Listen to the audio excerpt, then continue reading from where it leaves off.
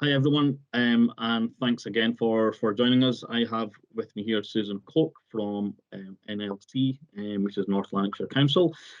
Susan is going to speak to us today about data governance and the journey that was undertaken. I'll pass over to you, Susan, if you just want to introduce yourself. Hi, for those of you who don't know me, I'm Susan Cloke. I'm the Data Intelligence Manager in North Lanarkshire Council. Today I'm here to talk to you a bit about our data governance and data management journey. And I suppose maybe to speak a bit about why data governance is important and maybe reflect on some of our learning points from our journey so far. And it is a very much a kind of personal reflection, if you like. So I'm by no means suggesting that everybody copies our approach or that our approach is better than anyone else's, but rather I'm hoping that you can perhaps learn from our approach and maybe from some of the help with some of the issues that we've encountered in that. And can I just say before I start that the recent workshop that Nicola ran in relation on behalf of the Scottish Government, I wish they had taken place before we started on some of this journey, I would have to say. I think there's a heck of a lot of practical advice in Nicola's workshops. And again, I think my team and others within the organisation have actually found them very useful. And I'll pick up on some of that as we kind of move along. Okay, thanks for that. So, and just in terms of background, what was there essentially a set of triggers, or what was a kind of boiling point that kind of made NLC formally kick off the work? I suppose, I mean, in the background, we've always had a kind of data governance board and a data management team, but we're going through a major digital kind of transformation process at the moment just now. So we've reconfigured, we are now in business and digital services, and that service, if you like, is now reporting and it's kind of leading around the reconfiguration around systems and data within the organisation as we move forward. So we're kind of responsible for all of that corporate guidance and frameworks around data quality and data management, in line with all of the transformation, like I suppose, if you like, in the plan for North Lanarkshire. My team is crucial in supporting the kind of data element of those processes. So I've got a new post in place, which is a data insights manager. I also have data analysts within my team, a couple of them. We have the data custodian, and I actually have the GIS team. And I see the GIS team very much as integral to that whole data environment. You know, GIS itself is just another way of showing and explaining data. And I suppose across the last 3 or 4 years, we've been working with PwC, who was our digital business partner, and with Agilysys, who were our system integrators. And they've helped through parts of our kind of digital transformation program. So that whole thing around our rollout of M365, which was obviously pushed forward as when we all started to work from home. So that happened a lot faster than we would have anticipated. Our move to Azure. We have created a customer services hub within CRM and Dynamics. We also have in place a service redesign team, and they're going through a set of service sprints, which involve our services reassessing how they approach particularly around their customer engagement and what elements of that will be pushed forward, I suppose, into the digital arena. We're also in the process of developing the business intelligence hub, which will be moving forward, hopefully will be our kind of single source for all of our data and insights. And we've also got, I suppose, a significant kind of time limited resource. So I have particularly around the development of the business intelligence hub, and that's been one of the key drivers around our look again at data governance and around data management. Right. Okay. So it sounds like you've almost got like a crack team there, kind of behind you to kind of help kind of pull this off, because that does sound quite far-reaching. I think that'd be fair to say. So Yeah. your intelligence hub's basically going to be quite kind of crucial long term, I take it. Yes, absolutely. I mean, I suppose our approach is to try and see how we can, and I suppose it's reflecting some of the national developments as well, but certainly around the business intelligence hub itself is very much to see, I suppose, data as an asset for the organisation itself, and that I suppose is kind of a new approach for us, I suppose. So as part of that kind of our wider kind of digital infrastructure move, what we were saying was, you know, when we brought in PwC again, they helped us and supported us to look at things like our undertake a data maturity assessment for us. So I suppose unsurprisingly, when we looked at that, we were placed on our data maturity curve as basic, and we weren't surprised by that, to be honest. We've got largely reactive reporting. It's, the standard committee reports and performance reporting that every organisation does. We tend to do it very much in silos, very much in terms of different service areas and the different committees that are served by those. We've got multiple versions of information that are held across the organisation. I suppose we've also got, currently, we're really relying on those kind of paper-based, standardised committee static reports that everyone does. So they don't actually work very effectively as a tool, as an interactive tool to kind of inform decision-making or anything like that.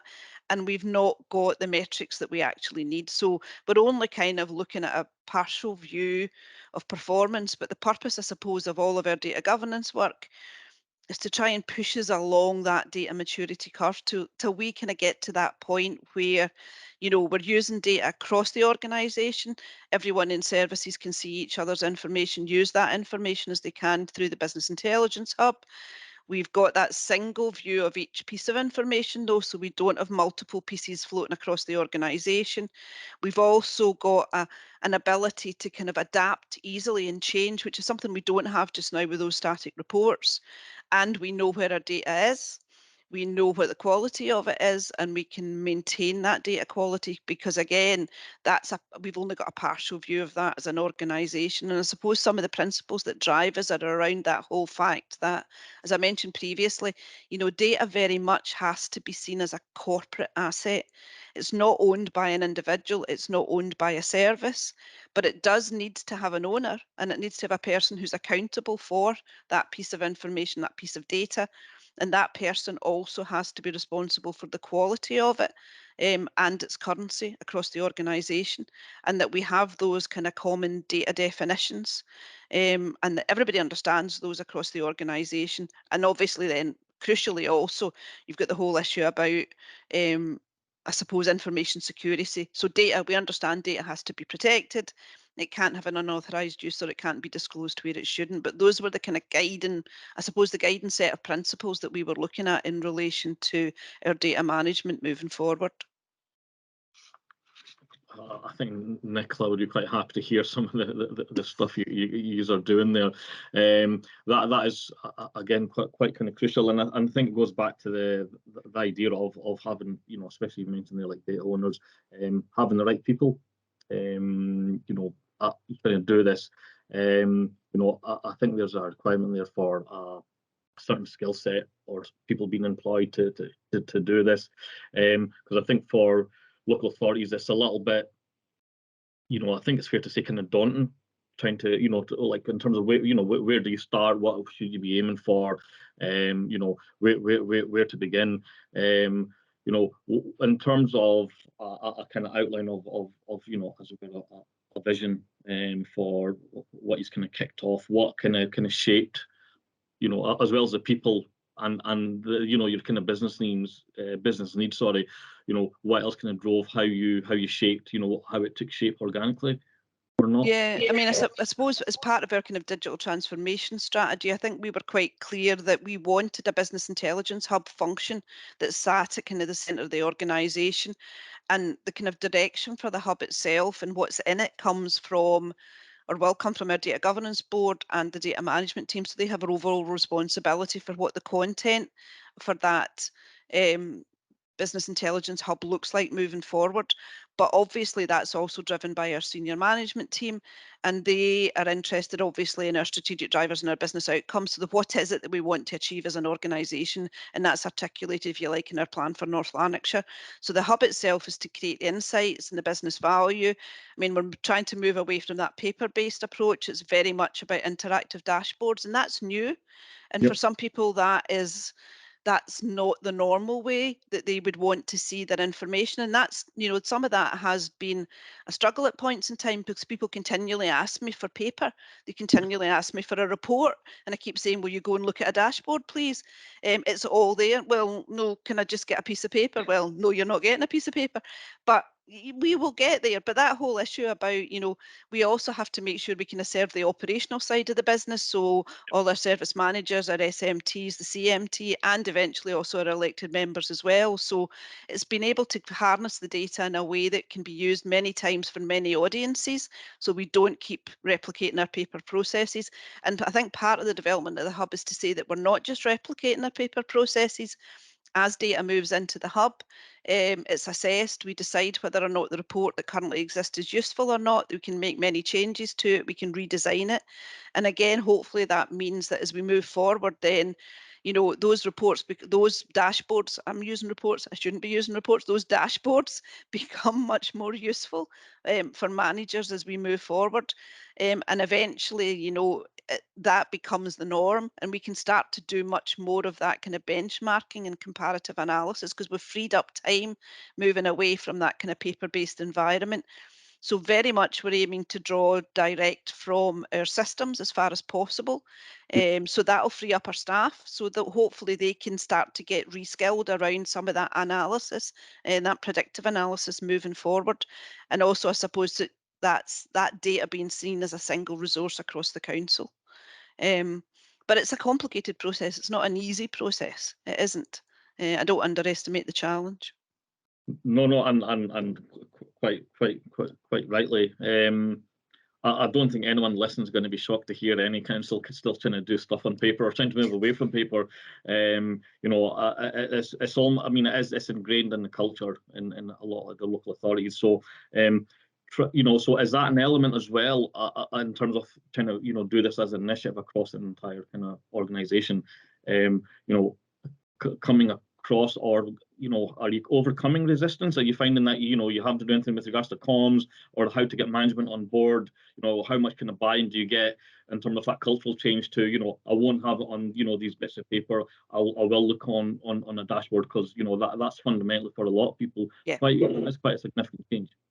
Yeah, I mean, I think to be fair, it's coming slowly. I think the Power BI tool itself, and that's what we've chosen to use as Power BI. Obviously, the Power BI tool itself, is very visual. It's very interactive. Our managers really like it because of what it shows. They don't necessarily understand everything that sits behind it or the work that has to sit behind it in order to get to the point where you have that dashboard. And that is around, I suppose, ensuring that that data quality for all of that information is correct, because the old adage about rubbish in, rubbish out. So we need to be certain that what sits behind this, it's all very well having that nice tool at the front end, but what sits behind it, we need to be very sure that the data quality processes are in place for it, because actually it, and I think someone within the organisation has said this, if we're not careful about this, then we could actually do more damage than good, because people look at the dashboard and it looks absolutely brilliant, and it does look really good, and it looks really professional. But as I've said before, if the data that sits behind it isn't of a suitable quality and we can't trust it, actually that actually becomes a much bigger problem than the paper-based situation that we've got. So, I think very much the dashboard is a carrot. It's very much a carrot. So I can show it to managers, I can show it to CMT. People love it. It looks really good. It's really interactive. Our housing services really love their dashboards. Their managers can go in and look at them. But what I then have to do is almost come along with a big stick behind it and go, that looks really good, doesn't it? But the only time you're getting to put data into that dashboard is if we're happy that the quality of that data is good, and that we understand it, and that we understand, because what we're saying is, remember, potentially this will be a fully automated process. So from the person putting the information into whatever it is at the front end, if it's a forum, whatever it is, to the point where it actually hits the dashboard, there will be, in many instances, no human intervention along that whole journey. So if that people don't understand why the quality of that data at the front end is so important, then actually what you get at the back end is no good. It's not useful, because there is no understanding that this is a wholly automated process, and people need to understand that what that brings with it. So we have had dashboards where people have gone and looked at it and thought, oh, that isn't what I expected to see. And you're going, okay, so we'll trace backwards. We go back and then we find out either there is there's been a flaw in the way that we've designed the model, and that sometimes happens because it's new for us as well, or actually the front end forums are not being used in the way that they're meant to be used, and therefore they need to do some sort of training around the front end element of where that information is getting put into the system. So again, all of these processes become crucial. Okay, so for something like that, I'm assuming there's a level of engagement that is a requirement for people like the data custodians, the data owners. Yes, yeah, Um, absolutely. I mean, I think for us, one of the things for us is to say that, we've done a complete revamp of our data governance board. So previously it was service driven, and it had a whole range of service representatives as standard data governance boards do. It's now been driven, it's now function based. So the business data owners have been identified across the organisation, and they link to a set, I suppose, of business data entities that we've identified.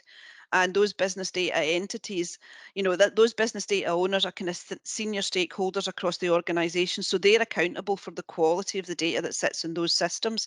And that sounds simple, but it's not. So we need to start to consider things like the definition, data quality issues, data quality reporting. What do timescales look like for that moving forward? And what is your responsibility for a particular data entity? So I suppose those data entities themselves, we've started to try and categorise those. So we've created kind of master data entities for the organisation. So they're around our customers, cases, people, organisation and place. So our customer data, I suppose, is self-explanatory. That is about our unified view of a single customer or a resident or a visitor or a partner, and that's held primarily in our Dynamics and CRM. Cases is our kind of transactional data related to those customers, so kind of other client management accounts, whether that's in finance, or it could also be in education, for example, for CMIS or whatever, moving forward. People is not what you would expect. People is our people. So Yep. people is our employee data. So it's the stuff that sits within our iTrent and Active Directory, which are our major employee management systems. Organisation is our legal and our finance data primarily, and then there's place data. So that's any data that's got a locational kind of element to it. And I'm the business data owner for place data, because obviously I have corporate responsibility through the GIS team around that. So, these are not going to be kind of one size fits all data entities. They'll need to be managed in a way that suits the point at which each of these data entities is, if you like, within the council. And it's part of the role of, and I suppose, a new role that we've created, and it is a role. It's not new people. It's a role which is around those kind of line of business data stewards, and they, I suppose, are responsible for the kind of day-to-day work to support our business data owners. So they're responsible for things like the definitions of the data. They're responsible for kind of drafting those up, presenting those to the data owners, getting those signed off by the data owners across the organisation. If there's an issue, I would expect the data owner to own it, but actually, in effect, I would expect the data steward to be doing the kind of research behind that, to look at what the remedial actions would be around that. So they're the kind of key individuals in the organisation who should know their data. They should know the systems, they should know the locations where it's housed, and they should, in theory, have, I suppose, a detailed knowledge around the kind of characteristics of that data and what it looks like. So the fields, who's responsible for the data quality, etc. So that's the data custodian model that we've designed. But I suppose with all of that, there also comes challenges, I would have to say. So it's, on paper, it sounds great. It's a very linear diagram. In reality, it's not. It's very complex, and in many instances, it's also very messy, I have to say, as well. As we get into this, the more complex and the more complicated it becomes. But, it's something we have to do. We can't design new systems and processes. I can't put in place an automated BI hub and then not be certain that what's going into that hub is of the quality that it needs to be. Otherwise the organisation will just not function in the way that it should, Yep. because we will not be using the right information in the correct manner. So it's crucial. So, so I think, well, what you're touching there on, all is almost like, I don't want to say painful, but definitely not painless lessons learned. Would that be right? Yeah. As I said before, I think it all sounds really straightforward. It's not. It's not straightforward. In my head, it was to start with. I had a very nice linear diagram, and the world looked really good. And then I started, Nicola said this before, I started talking to people, and life is never as straightforward as you anticipate being. I suppose we're now really in the hard part of this. So we're in, trying to do that identification of who the line of business data stewards should be. The business data owners know who they are, but again, even me as a role as a business data owner, I'm not completely certain about everything that I should be doing, but we're getting there slowly. I suppose we're starting to undertake a data audit, and please don't underestimate what that looks like across an organisation the size that we are. And then we're going to start to look at a kind of data quality assessment. So I suppose if I'm thinking about some of the learning around this, I suppose around data literacy, I would have to say on reflection, I suppose the knowledge and expertise is at a much lower level than I would have expected across an organisation of our size. And some of it we're having to go back to basics. And some of that's about the fact that some of key individuals have gone from the organisation over the last period of time, and a lot of skills have also gone with them. And I think for us, there's about, people know how to undertake their data tasks, so the what it is that they do, the where they put it in a system, etc. But a lot of them don't have any working knowledge of the system that sits behind it, nor do they have any real idea about the structure of the data that sits within that system either. So we're having to do quite a lot of unpicking around that. And a lot of people are just not quite clear about what their role is around that. So there's been quite a lot of kind of hand holding and one-to-ones around that. The council itself is huge. It's a huge ecosystem, and certainly a council of our size is a huge ecosystem, and everyone is at a kind of different point on their journey from that perspective. So if I think about somewhere like legal is still primarily paper-based. And I walk into, chief solicitor's office and it's piled high with files and folders, etc. So, I'm not anticipating them being able to put anything into a system anytime quickly, but we are looking at a process for them to start to even categorize some of this themselves, even though it may well be paper-based. And then I've got the other end of the process where I've got waste. And no, our waste services have all been through our service redesign process. They've all had their front end customer element moved into the customer services hub. We've built dashboards for them around BI Hub reporting. So they're much further down that journey, but even they still have a bit to go around that data structure and data quality that sits behind it. I suppose a bit of reflection from me is that the pandemic has brought data into a much sharper focus. It absolutely has. And I think it kind of reawakened that need for fast, reliable, accurate data. I think before that, we'd been kind of pushed off to the side, but suddenly it became front and centre, as it always does at that point in time. I, to some degree, currently have a carrot, so to speak. So I've got shiny new Power BI dashboards, which look absolutely great. I think I mentioned that earlier. I've got a budget to build the hub, not permanent budget, but I've got a capital budget just now to do that. And I've said before, but the hub itself will only be successful if the data that's in it is of the required quality. So the rubbish in, rubbish out, as I mentioned before. So I've got that, I suppose, that tool for engagement. Services want to engage with me around that, but they do need to understand what sits behind that and what's required around data quality. We've had initial work, I know I've had a couple of initial workshops across the council, but we now have to follow these up with kind of one-to-one individual sessions with small groups of staff or even individual members of staff. And again, we're trying to tease out what that line of business data steward role looks like as we move forward. So the process is taking longer, I would say, and it's probably more complex than I thought it was going to be. But I suppose my personal reflection is it doesn't matter how hard it is, if you like, it needs to be done. It has to happen. So these new tools are useless. They're absolutely useless unless you're sure the data you're using is of the quality that it needs to be. Otherwise, what does a fancy dashboard give you? Just gives you a fancy dashboard. So, I suppose in some respects, I'm saying what you need to do is assume nothing and expect the worst. And I know that sounds pessimistic to some degree, but it needs to be realistic, I suppose, as well. It's not really meant to be, but, don't underestimate the scale, and I don't think anybody will, or the complexity or the time it'll take. But more importantly, I think listen to some of Nicola's advice, particularly around communication, absolutely around communication. I'm to some degree a data expert. Others within my team are very similar.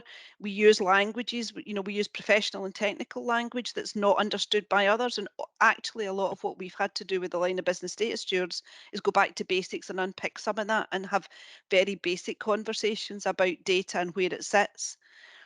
I suppose you need to negotiate a bit around that kind of competing demands on time, but stick to the message, stick to the fact that it has to happen, that you have to have good data management and good data quality. And then there's something about maximizing the opportunities within your own organization. I told you about mine. We went through a digital transformation project, program. I've got a budget just now. So those are my opportunities. The pandemic is also one as well. Look for your opportunities, identify where they are, and start with people who want to help you. Don't start with fights, start with people who want to actually help you on this journey.